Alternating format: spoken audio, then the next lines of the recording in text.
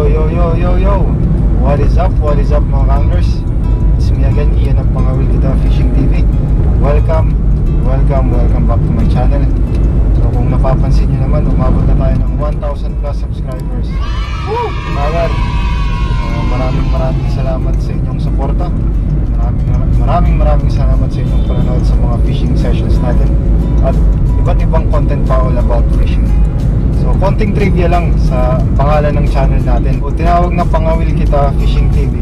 Yung Pangawil Kita kasi dito sa Tacloban o sa Leyte, kumbaga sa Tagalog, pamimingwit.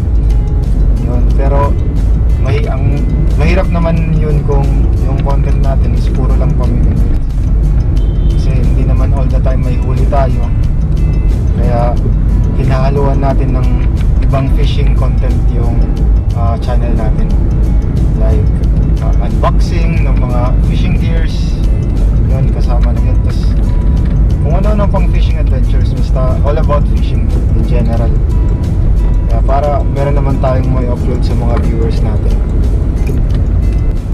Swerte na kasi sa totoo lang yung mga spot dito sa Leyte, even sa summer, dun sa Marabot, dun kami madalas pumupunta.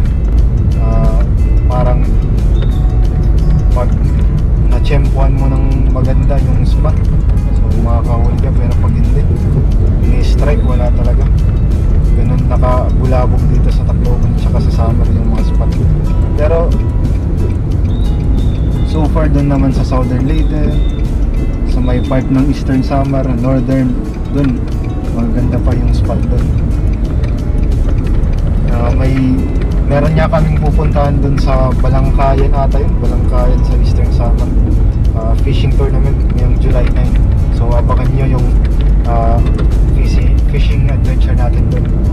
So sasali tayo, kasama natin syempre sina Bro Ruchi ng Roots Fishing TV, sina Bro July ng July Fishing TV, Bro Rigor, si Bro Dick kay Boy Tato, sasama siya. Sana makasama din para the more the merrier. So yan na nga mga ka-anglers, pupunta tayo ngayon sa Dulag, Leyte kay Bro Angler Mon. Meron kasi tayong isang rod doon na Sugayi lang 210 na hindi nagagamit, nakastock lang din.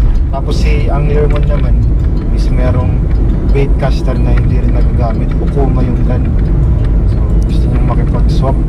So yung rod ko is UL lang. Yan yung pinakaunang 2 sections rod na ginagamit ko sa mga unang fishing sessions ko.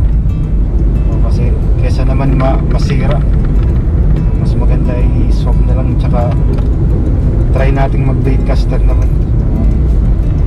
Sabi kasi nila yung bait caster is hindi pang beginner, medyo complicated yung paggamit. Pero once matuto ka naman daw is madali na, komportable ka. So ayan mga kanglers, update mo lang mamaya pag nandun na tayo Bro Angler Mon sa Dulag.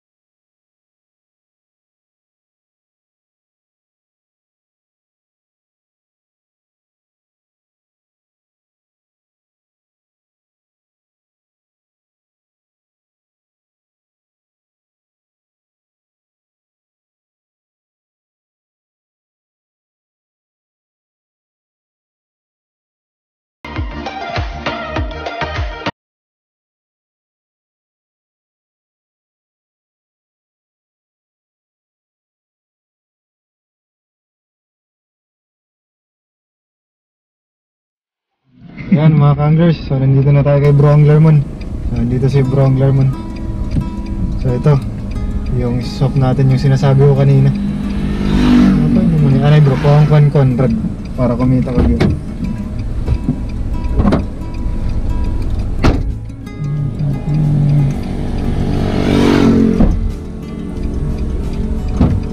Pero makagilagod ako nina po, magig na napalo. Minak nga ito nakita ng spot ari ay mas makauli pa man ako dulag.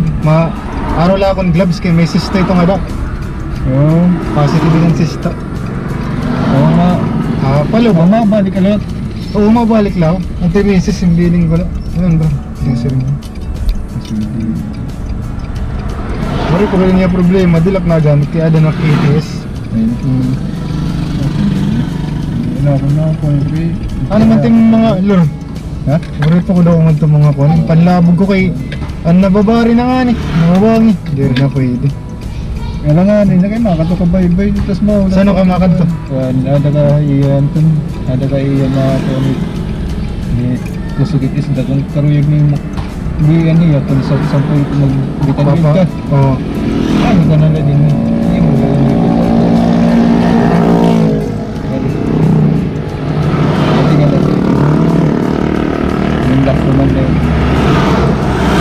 Kung mga sinong papamulayan mula na eh. Papadalaganan. Madalagan lang ito. Naniya school la. Sige na yan pagkuhan. Pero niyan. Iniyan. Diri ito yan abang. Kaso kunhot. School lat malibot. Inidirin makuhan. Kuhan na. Kunhot na nini. Kunhot Dara ninira. Kunik ka nini. Okay. Ano ko ni mo pa ipadis bro nga rad? May da ka masasuggest? Medium may fights na ito. Pumutawan mo muna ng grasa. Kuhan na itong diram na kinakuha ng grasan ko. Ito yung jelly malatagdaan. Oo, mga ano. Aling alat sa pala. Ito yung jelly malatagdaan akong gano'n. Diram na kuha ng grasa. Mas mapay kita rin jelly kaya di rin ko sharing na makuha mo pero magpinitin din makuha kung kapag kita kung nabagtik na computer ng jelly dito na okay mga kuya ko paano ito sa pangiging pero nagamitan mo yun eh. Oo ginamit ko na ito kuha na ito ang casting hindi mo man nag-orderan. Pero kaya nakawariin kung baga-baguhan mapapit baguhan ito medium makurit ko light kailangan marong ka magbulay o kailangan marong ka magbulay kailangan yun eh bukalit dragit ko kailangan tigil para magmulayan eh yun na nga mga kanglers ito na kukunin natin yung bait caster din Puma natatawa na ako kasi actually hindi ko talaga alam yung paggamit nito. Meron siya dito, meron ikot dito. Search na nga ako sa YouTube ng mga tutorial ng paggamit nito. Yung pag-spool, marami akong kailangan matutunan sa paggamit nito mga kanglers. Meron pa dito. So, update na lang mga kanglers once magamit na natin ito kasi wala pa rin tayong ipapares na rad dito. So, bibili pa rin tayo online. Bili lang muna tayo ng budget meal mga rad papares natin dito. So sabi ni Bro Anglermon medium daw yung maganda dito yung ipares dito. So pwedeng mag-comment down below rin mga kanglers kung anong masasuggest nyo dito na ipares. Puma tapos XT S200 yung nakalagay 6 to 1 yung ratio. Nadaanan tayo kaninang spot sa may area ng pad. Try natin mag-cast doon ng mga kahit 20 lang na-cast. So, cast lang natin kung may mafifish on ba tayo doon. So, update na lang mga kanglers. Kanina habang papunta tayo sa dulag, kina Bro Anglermon, kung nakita tayong spot dito banda. Dito tayo. So, try natin mag-cast ng konti. Kung may mag-i-strike ba.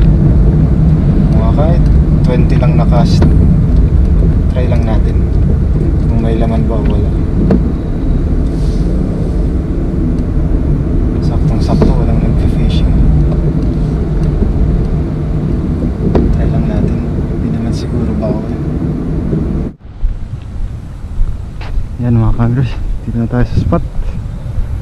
So daan lang natin to kanina. Try lang natin.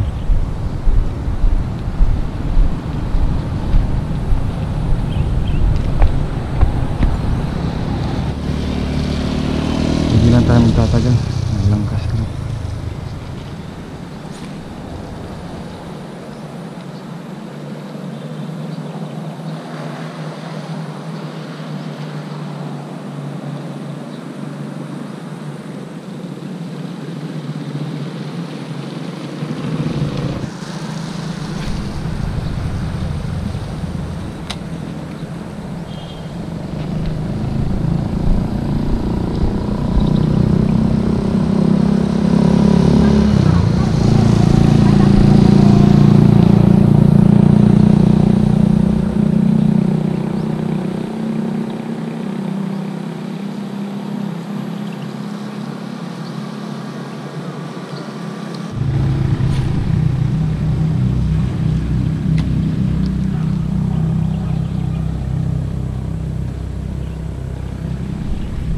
Ay, fish on. Fish on! Fish on hook.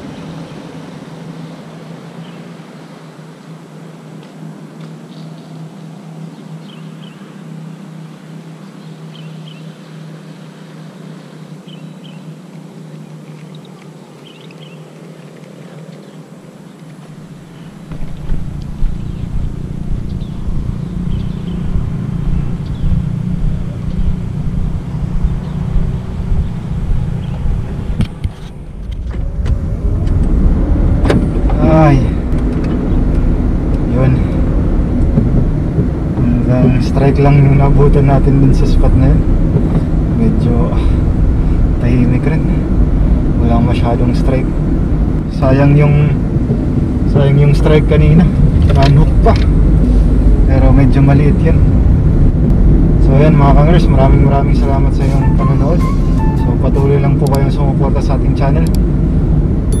So, maraming salamat. Fish on.